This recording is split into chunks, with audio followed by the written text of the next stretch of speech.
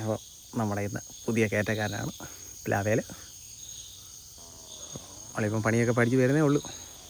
ജീവിത പ്രാരാബ്ദങ്ങളൊക്കെ കൊണ്ട് മരത്തിൽ കയറിയതാണ്. നമ്മൾ ഈ വീഡിയോ എടുത്തു വെച്ചിട്ട് കുറേ ദിവസങ്ങളായി. അപ്പോൾ ഇടാൻ സമയം കിട്ടിയില്ലാതെയല്ല, ആരോഗ്യം അത്രയ്ക്ക് മോശമായിരുന്നു.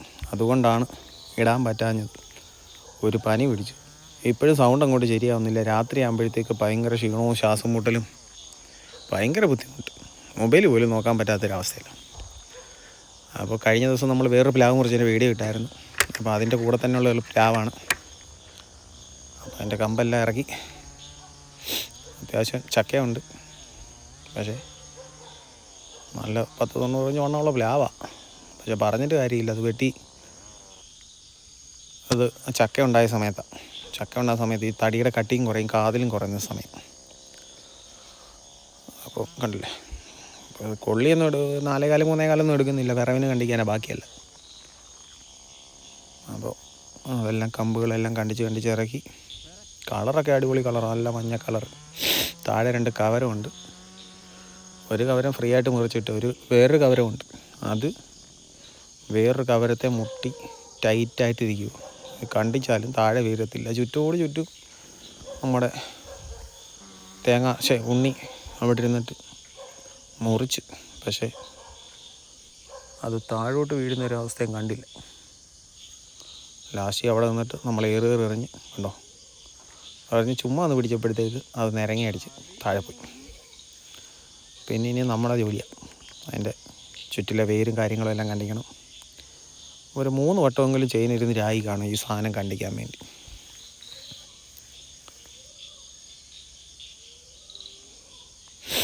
അകത്ത് 90 വണ്ണമുള്ള പ്ലാവാണ്, പക്ഷേ അതിൻ്റെ കാതിലുണ്ട്. ഈ ചക്കയുള്ള സമയത്ത് ഒരു കാരണവശാലും പ്ലാവ് മുറിക്കരുത്. ഉള്ള കാതിലൂടെ കുറയും. ഇവിടെ അങ്ങോട്ട് കണ്ടിച്ച് വരുമ്പോഴാണ് ഇനി മണ്ണിൻ്റെ കളി തുടങ്ങുന്നത്. മണ്ണ്.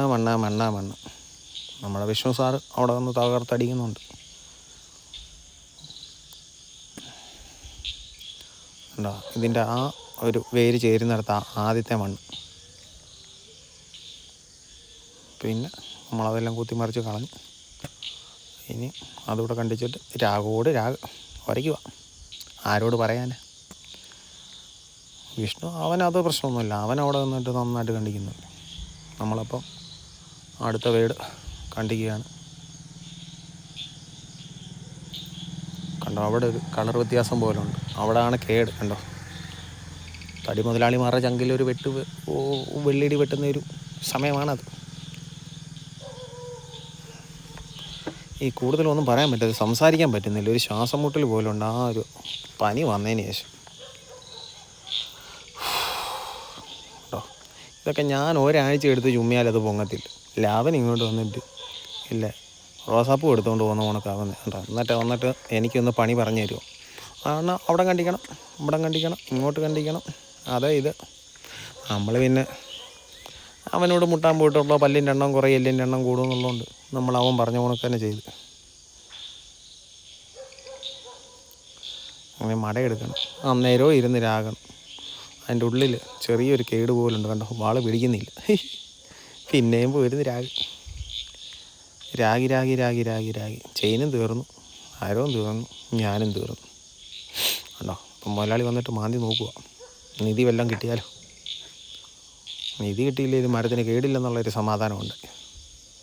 വീണ്ടും രാഗിയിട്ട് നമ്മൾ വീണ്ടും മടയെടുക്കുകയാണ്. മടപ്പൂള് ഇച്ചിരി വണ്ണം ഉള്ളത് കൊണ്ട് കല്ലെ കൊണ്ട് വാത്തില പോകുന്നതുകൊണ്ട് ലാസ്റ്റ് നമ്മൾ വെട്ടുമ്പോൾ തന്നെ എടുത്തങ്ങ് പ്രയോഗിച്ചു. അങ്ങനെ അത് മടയെടുത്തു.